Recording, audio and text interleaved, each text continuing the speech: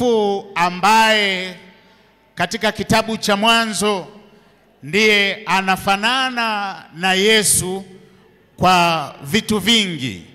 Yusufu ambaye alikuwa mchungaji kama Yesu alivyokuwa mchungaji. Bwana Yesu asifiwe. Yusufu ambaye alikuwa ni mwana mpendwa wa baba yake kama Yesu alivyokuwa mwana mpendwa wa baba yake. Yusufu ambaye aliishi na ndugu zake kabla ya kushuka kwenda Misri kama Yesu Yusufu ambaye aliishi na baba yake kabla ya kushuka kwenda Misri kama Yesu alivyoishi na baba yake kabla ya kushuka kuja duniani. Yusufu ambaye alichukiwa na ndugu zake kwa sababu ya kupendwa na baba yake na kwa sababu ya maneno aliyokuwa akiyanena, kama Yesu ambavyo alichukiwa na ndugu zake kwa sababu alisema Mungu ni baba yake na kwa sababu ya maneno aliyoyaleta kwa watu. Nataka nilete tena habari za Yusufu leo. Yusufu ambaye aliona maisha yake ya baadaye kama Yesu ambavyo aliona maisha yake ya baadaye. Leo nawaletea tena habari za Yusufu ambaye ndugu zake walitafuta kumuua, kama ambavyo Yesu alikuja kwa walio wake, alikuja kwa ndugu zake na ndugu zake walitafuta kumuua. Nawaletea habari za Yusufu jioni ya leo ambaye ndugu zake hawakuamini ndoto zake, kama ambavyo Yesu pia ndugu zake hawakuamini maneno yake. Naleta habari za Yusufu jioni ya leo ambaye aliitwa Master of Dreams, kama ambavyo Yesu aliitwa Master of Demons. Nawaletea habari za Yusufu ambaye Ruben alitafuta namna ya kumuokoa, kama ambavyo Yesu Pilato alivyotafuta namna ya kumuokoa. Nawaletea habari za Yusufu huyu ambaye ndugu zake walijadiliana kuhusu vazi lake, kama ambavyo Yesu watu walijadili kuhusu vazi lake. Nawaletea habari za Yusufu tena jioni ya leo ambaye walikusudia kumuua wakati wa chakula, kama ambavyo Yesu alikusudiwa kuuawa baada ya Yesu kuwa ameita wanafunzi wake wakati wa chakula. Yusufu huyu ambaye aliuzwa kwa vipande vya fedha, kama ambavyo Yesu aliuzwa kwa vipande vya fedha. Japo Yusufu aliuzwa kwa vipande, Yesu aliuzwa kwa vipande 30, lakini Biblia inasema Yusufu aliuzwa kwa vipande 20 vya fedha. Nawaletea habari za Yusufu anayefanana na Yesu. Yusufu ambaye alijaribiwa lakini hakutenda dhambi. Bwana Yesu asifiwe. Kama ambavyo Yesu alijaribiwa katika mambo yote lakini hakutenda dhambi. Nawaletea habari za Yusufu ambaye aliwalisha ndugu zake wenye njaa, kama ambavyo Yesu aliwalisha ndugu zake walipokuwa wana njaa. Nawaletea habari za Yusufu ambaye aliyetoa wazo la kumuuza alikuwa anaitwa Yuda, kama ambavyo Yesu pia aliyetoa wazo la kumuuza aliitwa Yuda. Maneno haya tuliyoyasoma katika kitabu cha Mwanzo sura hiyo ya 37 kuanzia mstari huo wa 5, ukiyasoma pamoja na kitabu cha Waefeso sura ya 4, Waefeso sura ya 4. Leo nataka niongee kama wanasheria. Wanasheria huwa wanasema sheria fulani, ibara fulani, kifungu kidogo cha ngapi ukikisoma pamoja na kifungu cha 3. Sasa na mimi niseme Mwanzo sura ya 37 mstari wa 5 kwenda 28, ukisoma pamoja na Waefeso sura ya 4 mstari wa 31 utaona maneno haya. Waefeso sura ya 4 mstari wa 31, Biblia inasema uchungu wote na ghadhabu. Ninasoma Waefeso 4:31. Uchungu wote na ghadhabu na hasira na kelele na matukano yaondoke kwenu, pamoja na kila namna ya ubaya. Maneno haya tuliyoyasoma, ukisoma pamoja na Waebrania sura ya 12, Waebrania sura ya 12, Waebrania, waraka kwa Waebrania sura ya 12 mstari wa 15, Biblia inasema maneno haya. Waebrania 12:15, mkiangalia sana, nasoma Waebrania sura ya 12 mstari wa 15, mkiangalia sana mtu asipungukiwe neema ya Mungu, shina la uchungu lisije likachipuka na kuwasumbua, na watu wengi wakatiwa unajisi kwa hilo. Shina la uchungu lisije likachipuka kwenu, lisije likaota kwenu. Leo nataka tumuangalie Yusufu, jinsi ambavyo aliishi na ndugu zake ambao walikuwa hawavumiliki. Aliishi na ndugu zake ambao walikuwa hawapendeki. Aliishi na ndugu zake ambao walikuwa na chuki, walikuwa na kisasi, walikuwa na shina la uchungu dhidi yake, lakini aliweza kuishi nao. Bwana asifiwe. Yusufu huyu, mimi kama kijana ninajifunza vitu vingi sana kutoka kwake. Yusufu alikuwa na roho ya, kama ni wakati wa Nebukadreza, angesemwa kwamba roho ya miungu watakatifu ilikuwa ndani yake. Bwana Yesu asifiwe. Yusufu aliamua kuishi maisha matakatifu. Yusufu aliamua kwamba atatembea na Yesu katika barabara ya maisha yake yote. Na moja ya vitu aliamua kwamba hata kuwa navyo kwenye moyo wake ni kuwa na visasi, ni kuwa na hasira na chuki na binadamu wengine. Na hicho ni moja ya vitu vilivyomfanya Yusufu akaishi maisha yenye furaha siku zote alizokuwepo duniani. Yusufu ni mfano wa kuigwa kwa vijana wa leo. Yusufu, ndugu zake walikuwa hivi. Jamani, kuota ndoto kuna shida gani? Yaani hivi kuna mtu anaweza akaamua kwamba mimi leo nataka niote hivi? Si ndoto huwa zinakuja tu. Sasa mimi nimeota, tumeamka asubuhi na waelezea ndoto niliyoota. Hivi ni nyinyi ndio niliwaambia kwamba juzi hapa nimeota nimejenga jengo alafu naishi juu alafu nikawa nawaza wale wagogo wanaonizunguka niwaite kikao niwaambie funikeni vioo vyenu kwa sababu nitakuwa naishi hapo juu. Sasa si ni ndoto? Na nakumbuka nilimhadithia mke wangu alicheka, yani alicheka mpaka baadaye tena kama nusu saa baadaye namkuta anacheka, namuuliza unacheka nini? Eti anacheka hiyo ndoto niliyokuwa namhadithia. Sasa kwani mtu kuota kuna shida gani? Kwani mtu huwa anapenda aote? Sasa na mimi nimeota nimejenga ghorofa, si nimeota, sasa kuna shida gani? Mpaka yule mama wa watu ananicheka namna hiyo. Sasa Yusufu naye ameota ndoto. Sasa mimi nimeota kwamba masuke yangu yalikaa hapo, la kwangu lilikaa katikati, ya kwenu yamezunguka yako 11, na kwa kweli ndugu zake wa kiume walikuwa 11.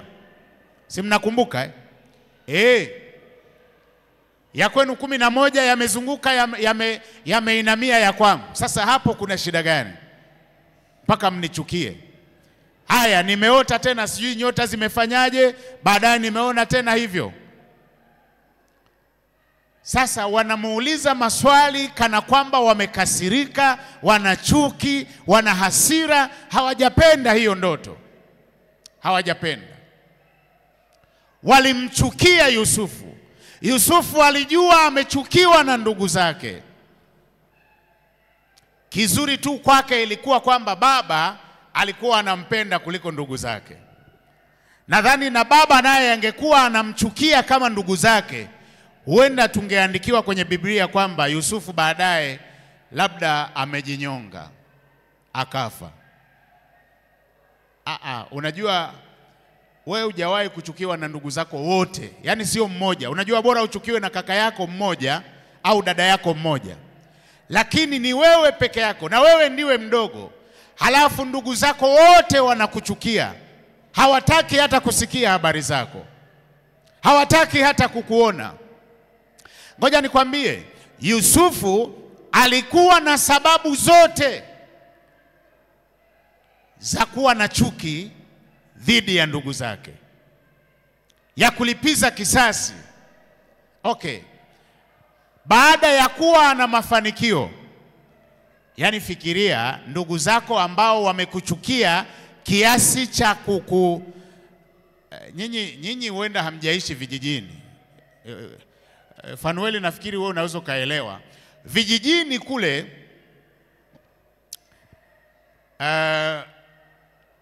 hata mimi nilinunuliwa hiyo nguo. Yani mama alienda sokoni akanunua t-shirt ya mtu mzima, alafu hiyo t-shirt ndio suruali yangu na ndio shati. Hivi mmeelewa hapo?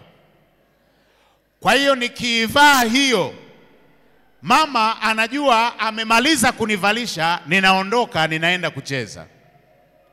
Sitaki kuambia kwamba ndani sina nguo nyingine, nitawaambia siku nyingine.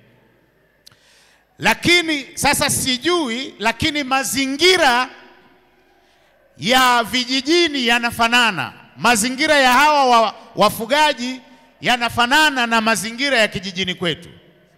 Kwa hiyo hata Biblia inaposema ilikuwa ni nguo ndefu, huenda ilikuwa ina maana zaidi ya ile unayoisoma kwenye Biblia. Fikiria ndugu zako wamekuchukia kiasi cha kukuvua nguo ambayo umeivaa. Sina ushahidi wa kutosha kwamba alikuwa hana nguo nyingine, lakini alikuwa ameshonewa hilo vazi, na hilo vazi ndio lililokuwa linamsitiri. Wakamvua nguo, wakamtupa kwenye shimo, kwenye kisima.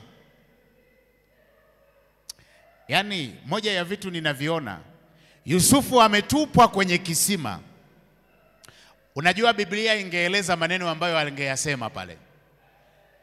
Yani ungekuwa wewe ungetoa laana zote.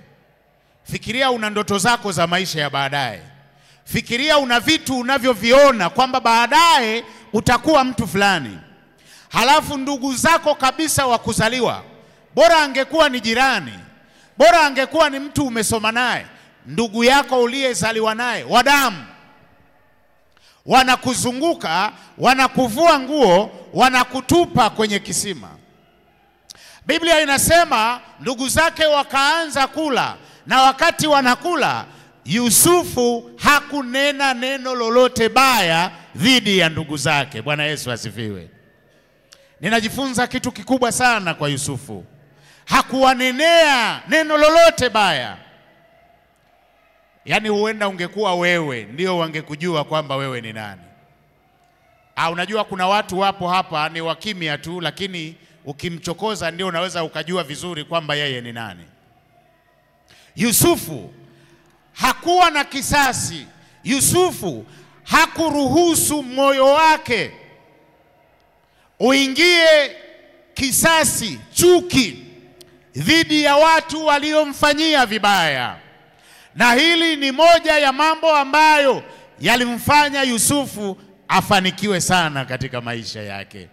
Ngoja nikwambie, najua kuna mtu fulani amewahi kukufanyia kitu kibaya sana. Anaweza kuwa ni kijana mwenzako au ni mzee. Msamehe. Ukitaka kuishi vizuri duniani, msamehe. Ninajua naongea na wanafunzi wa chuo ambao wamewahi kukutana na mapenzi ya chuo. Hivi nimesemaje? Alafu mapenzi hayo ya chuo yakaumiza mioyo yao. Alafu unafika mahali unasema mimi huyu mtu hata sitaki kukutana naye. Na ukikutana naye kuna kitu kinakukaba shingoni. Najua kwa sababu hata baada ya kuwa mmeachana unatamani ukutane naye amepauka, hata hawezi kutembea vizuri. Lakini unashangaa kila unapokutana naye anazidi kunawiri, anazidi kubadilisha simu kutoka kwenye Samsung kwenda kwenye Apple, kwenda kwenye hizo zingine. Msamehe ukitaka ufanikiwe katika maisha. Mtangazie tu kwamba nimekusamehe. Na kama unaweza kumpigia simu, mpigie simu, mwambie madam, nimeamua kwenda mbinguni, nimekusamehe. Kama huwezi kumpigia simu, muandikie hata ujumbe kwamba nimekusamehe na moyo wangu ni mweupe. Yusufu alisamehe, na ni kwa sababu ndani yake aliruhusu Yesu aongoze moyo wake. Ngoja niwaambie, kwa namna ya kibinadamu kusamehe haiwezekani. Ni mpaka uombe Mungu akupatie neema. Hiyo neema ikae ndani yako, Yesu awe ndani yako, akuongoze ili uweze kumsamehe yule jamaa, ili uweze kumsamehe yule dada, ili uweze kumsamehe yule mtu ambaye najua usingependa hata kumuona duniani. Yusufu, moja ya vitu ninajifunza kutoka kwake ambavyo kwa kweli vimenifanya leo niwe hivi nilivyo, ni kwa sababu moja ya hayo mambo ni kusamehe. Kusamehe. Unajua Yusufu alipoona ndugu zake wamekuja Misri akiwa na mafanikio, alikuwa na sababu zote za kuwakamata na kuwaweka ndani. Si ni kweli? Alikuwa ni mtu mkubwa. Alikuwa ni mtu mkubwa. Lakini Yusufu, ngoja niwaambie, wana wa Israeli sababu iliyowafanya wakaishi Misri ilikuwa ni njaa. Ilikuwa ni njaa. Njaa sio nzuri. Njaa ndiyo iliyofanya wana wa Israeli wakatumikishwa Misri miaka yote ile. Lakini ni kwa sababu wakati wa njaa Yusufu aliona ndugu zake wanakuja, na walipokuja hakulipiza kisasi. Hakulipiza kisasi. Nilikuwa nikifuatilia lile vazi la Yusufu. Lile vazi lilikuwa ni vazi lenye rangi nyingi. Rangi nyingi. Nilikuwa nasoma ziko rangi zaidi ya 5, kwenye 7, 8 kuelekea 10 hivi. Na vazi lile lilikuwa na maana. Yusufu kwa namna ambavyo alikuwa, ilifika mahali wazazi wake wakaona wampatie heshima ambayo watoto wengine wote hawana. Baba yake akamshonea lile vazi. Na lilikuwa ni vazi la heshima, na lilikuwa ni vazi la utawala. Lilikuwa ni vazi wazazi wake walipoona kila wakiongea naye wanaona ni mtoto mwenye njozi za maisha ya baadaye, lakini ni mtoto ambaye ameruhusu Mungu ndani ya moyo wake. Baba yake akatengeneza lile vazi kama alama au ishara ya heshima kwake. Na ngoja niwaambie, mtoto wa kwanza wa Yakobo anaitwa Reuben. Ruben, mzee Yakobo alipowaita watoto wake ili awabariki, alipoanza na Ruben akamlaani Ruben na akasema, kwa sababu ulilala na mke wangu. Ruben alilala na mke wa baba yake. Ruben alifanya uzinzi na mke wa baba yake na suria wa baba yake. Mzee Yakobo alipowaita awabariki, alimwambia Ruben, wewe ni mtoto wangu wa kwanza, lakini kwa sababu umelala kwenye kitanda changu, ukalala na mama yako, hautakuwa na heshima ya uzaliwa wa kwanza tena. Na ukisoma vizuri utagundua kwamba heshima ya uzaliwa wa kwanza alipewa Yuda pamoja na Yusufu. Yuda alipewa heshima ya uzaliwa wa kwanza kwa habari ya uongozi, na Yusufu akapewa heshima ya uzaliwa wa kwanza kwa haya mambo mengine. Kwa hiyo Yusufu yeye mwenyewe hata baba yake alipomtazama alimuona kiongozi wa baadaye.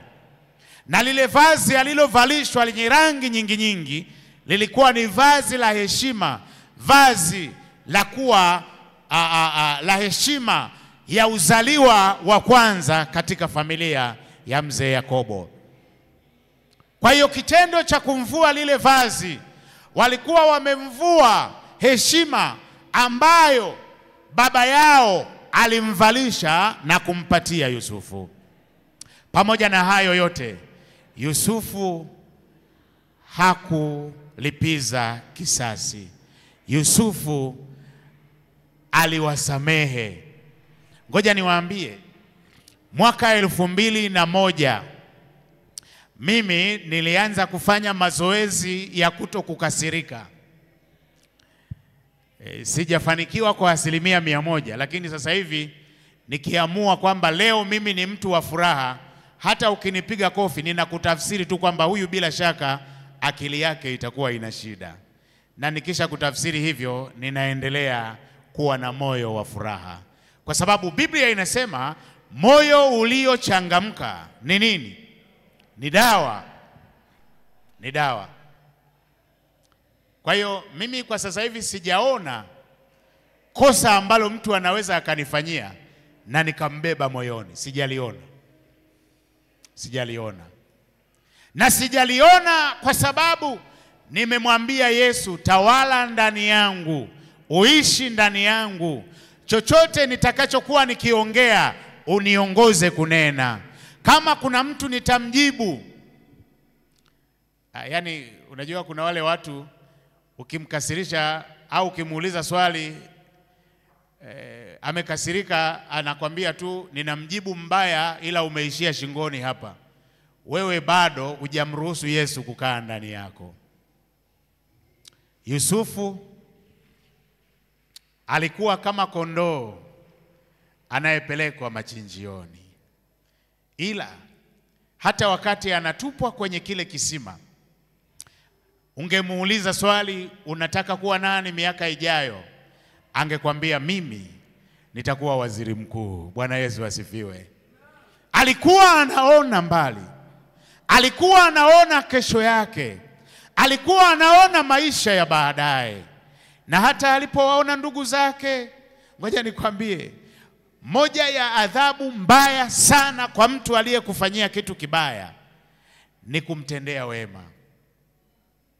Utakuwa umempa adhabu mbaya sana. Nakumbuka mtu fulani aliwahi kunifanyia jambo baya mpaka moyo wangu ukaumia sana. Halafu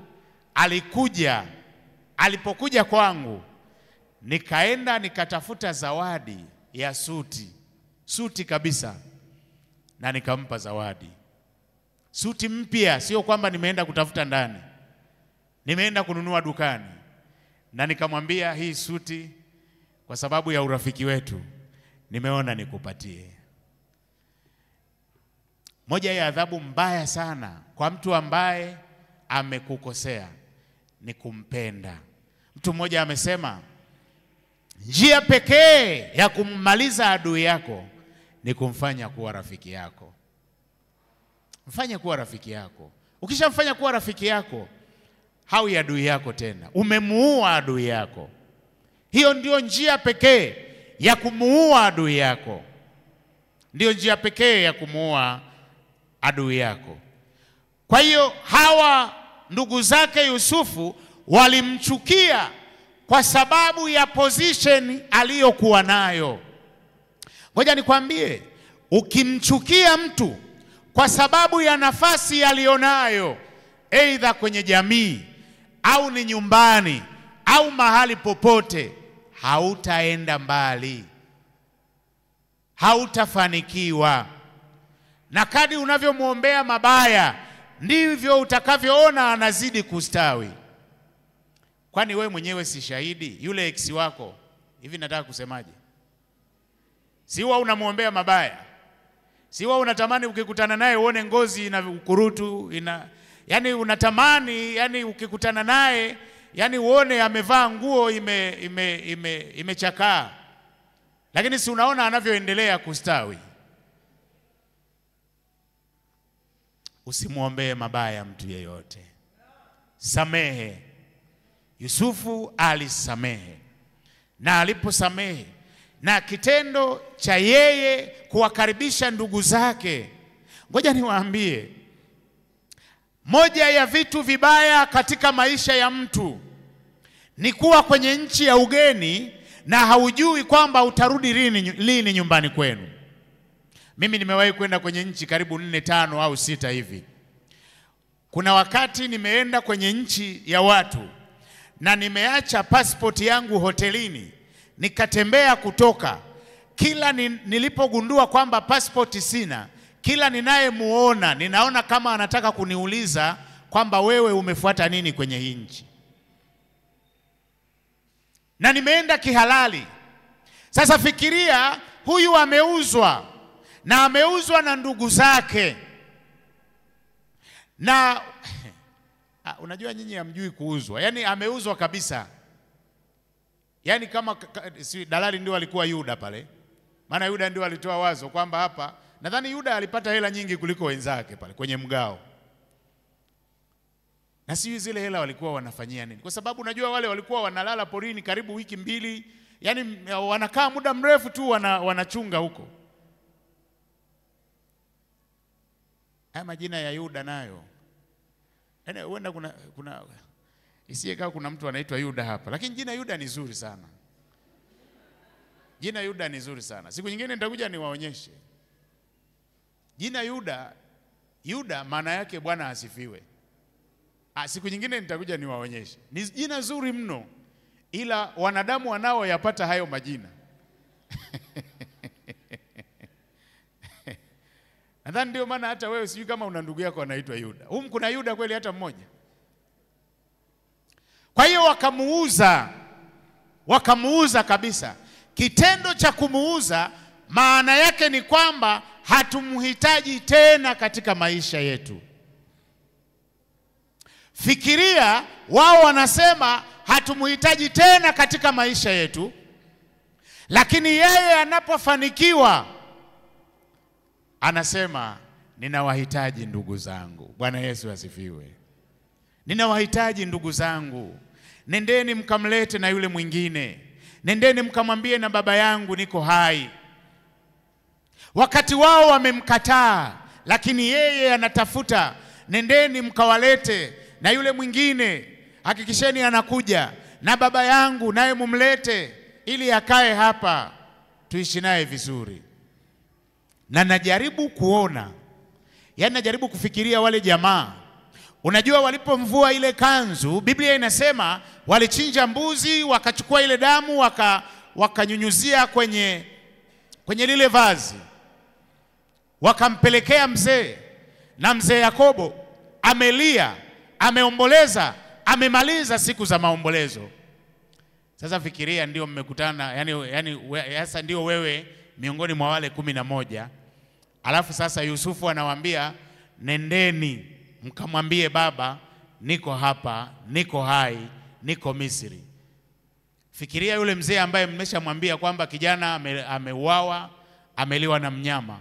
Yani mkifika sasa mnaanzaje? Yani baba shikamoo. Yani najaribu kufikiria walipofika. Yani nani alianza yani kuongea? Yani mnaanzaje? Baba unakumbuka tuliletaga ile nguo? Yani sijui walianzaje. Na hapa ndipo ninajifunza kwamba dhambi yoyote ya siri mtu anayoifanya, kuna siku Mungu atakuweka wazi. Lengo lake sio kukuaibisha, ila ni kukusaidia. Unajua hao jamaa walificha dhambi kwa miaka mingi. Na wakati wanaenda kuomba chakula Misri hawakujua kama watakutana na Yusufu. Na wanashangaa, anayewauliza maswali ni Yusufu. Na anawaambia, mlimdanganya baba, nendeni sasa mkaungame. Nendeni mkaungame. Leo nataka tujifunze kwa Yusufu kuhusu msamaha. Biblia inasema katika kitabu cha Luka sura ya 6. Ngoja nisome huu mstari. Luka sura ya 6 mstari wa 37. Yesu anasema, msihukumu nanyi hamtahukumiwa, msilaumu nanyi hamtalaumiwa, achilieni nanyi mtafanya nini? Mtaachiliwa. Kusamehe ni kuachilia. Kusamehe ni kutomhesabia kosa kabisa yule mtu aliyekukosea. Mtu mmoja aliulizwa hasira ni nini? Akasema hasira ni kitendo cha mtu ni adhabu ambayo mtu anajipa kwa kosa alilofanya mtu mwingine. Yaani kama kuna mtu haujamsamehe, wewe akipita mbele yako kuna kitu kinakukaba shingoni, umejipa adhabu kwenye maisha yako yote. Unajipa adhabu kwenye maisha yako yote kwa kosa ambalo amefanya mtu mwingine. Mwingine akaulizwa hasira ni nini? Akajibu hasira ni kitendo cha mtu kunywa sumu halafu anasubiri mtu mwingine afe. Kwa sababu unapokuwa na kinyongo, unapokuwa na kisasi, unapokuwa na shina la uchungu moyoni mwako, unapokuwa na chuki ndani ya moyo wako, unakuwa kama unakunywa sumu. Na Biblia inasema hasira ya mwanadamu haitendi haki ya Mungu. Na yeyote ambaye anabaki na kisasi na hasira moyoni, siku zake za kuishi duniani zinakuwa chache. Moyo wake unasinyaa, moyo wake unakosa furaha, na kwa sababu hiyo hata mambo yake hawezi kuyapanga yakakaa sawa sawa. Na Mungu hatofanya kazi na watu wenye visasi, watu wenye hasira, watu wenye chuki mioyoni mwao. Inawezekana ni mwanafunzi mwenzako amekuudhi, amekukasirisha, amekukera. Inawezekana ni mzee wa kanisa au ni mchungaji au ni mzazi wako au ni mtu yeyote. Yesu anasema achilieni nanyi mtaachiliwa. Na ngoja niwaambie, Biblia, Yesu anasema vizuri, msipowasamehe watu makosa yao. Anamaliziaje? Semeni kwa sauti. Baba yenu wa mbinguni naye hatawasamehe ninyi.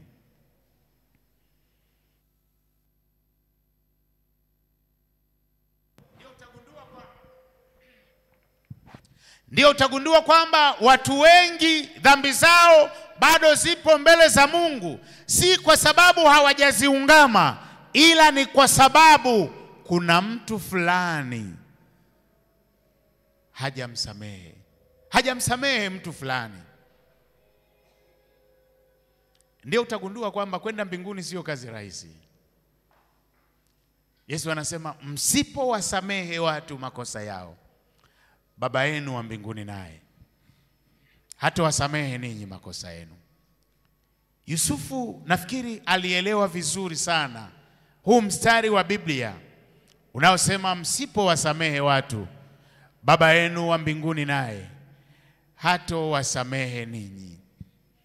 Unasema sasa, mchungaji, mbona Biblia imesema kabisa sijui kama kizini sijui na nini?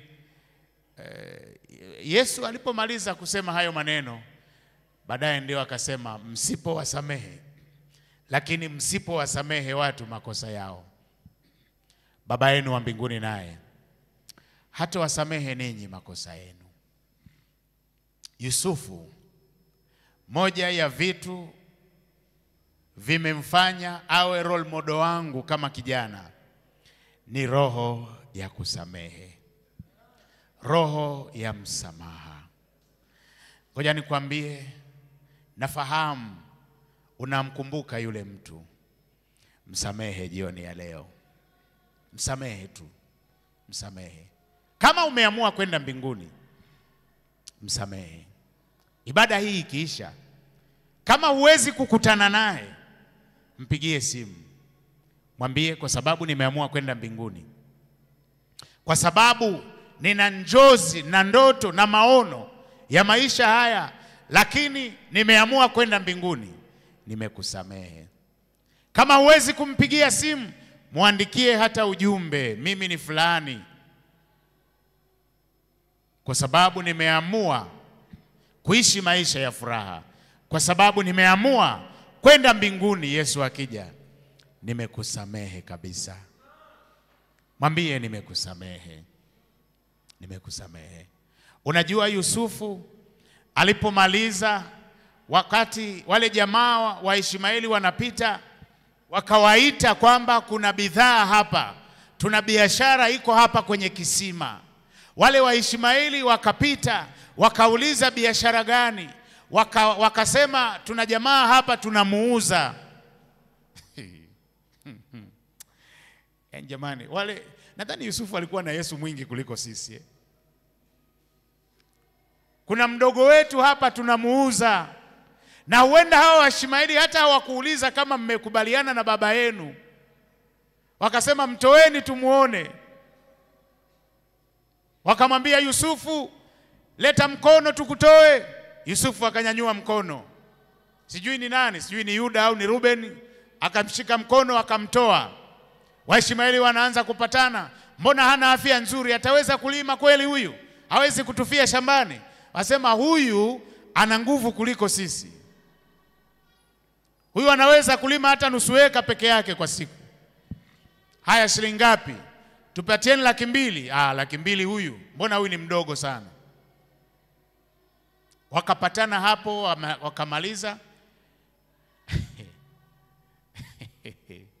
Yusufu anawaangalia. Alikuwa na miaka mingi tu, zaidi ya 15. Nadhani alikuwa na miaka 17 kwenda mbele. Kaka zake ambao ndio wangempenda, anaona wanachukua pesa, anaona wanagawana pesa. Na baadaye Waishmaeli wanamfunga minyororo. Na Yusufu anaanza kupiga hatua kwenda Misri. Najaribu kumwangalia akiimba namtegemea Mungu niwapo humo barani na baharini, yeye wa mbinguni anilinda, Baba wa mbinguni anilinda. Na mwamini Mungu anitunza, milimani au baharini, moyo wangu aulinda, Baba wa mbinguni anilinda.